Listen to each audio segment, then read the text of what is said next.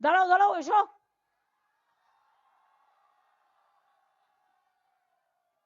কত দশক ধরে বাংলায় সিনেমা করছে।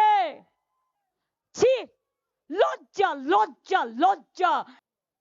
পপন নাউনে কখনো ভুল হয় না, তাও বাদ। সব বাদ, বরবাদ। অমাত্য সেন বরবাদ, বাংলার গর্ব জয় গোস্বামী বরবাদ। এই যে দেব বসে আছে দেখুন। দাঁড়াও দাঁড়াও, এসো।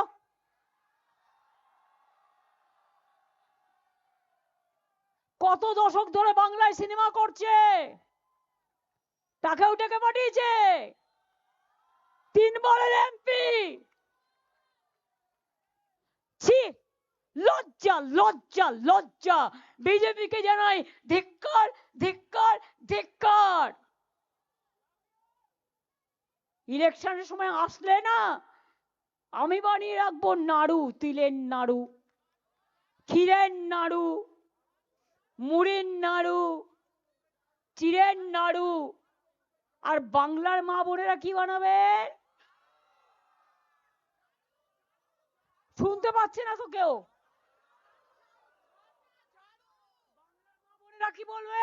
ঝাড়ু ঝাড়ু ঝাড়ু ঝাড়ু। ঝাড়ু তো নাড়ু নয়। না, ঝাড়ু, ঝাঁটা মারতে হবে। ওরা আমার গানটা মনে করে দিল। মার ঝাড়ু মার মেরে, মার ঝাড়ু মার, ঝাড়ু মেরে ঝেঁটিয়ে বিদেয় কর।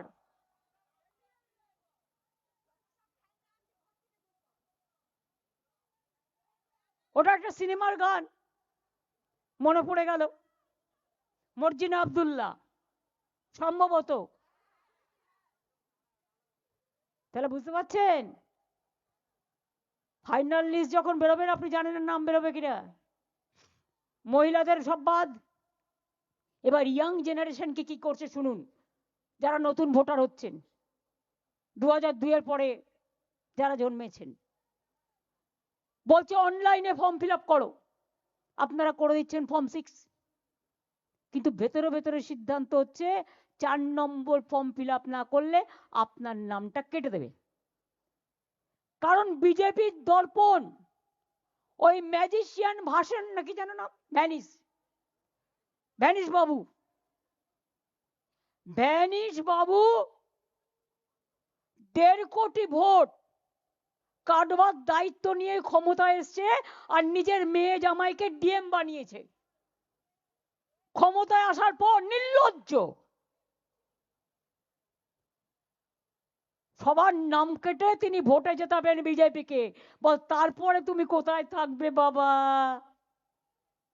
বল আমরা যেখানেই থাকি তোমার ঠুড়ে বের করবো। এইখানে পুতলে দিল্লিতে গিয়ে জন্মাবো, আর দিল্লিতে পুতলে এখানে এসে জন্মাবো। এটা বাংলার মাটি, মাথায় রাখবে।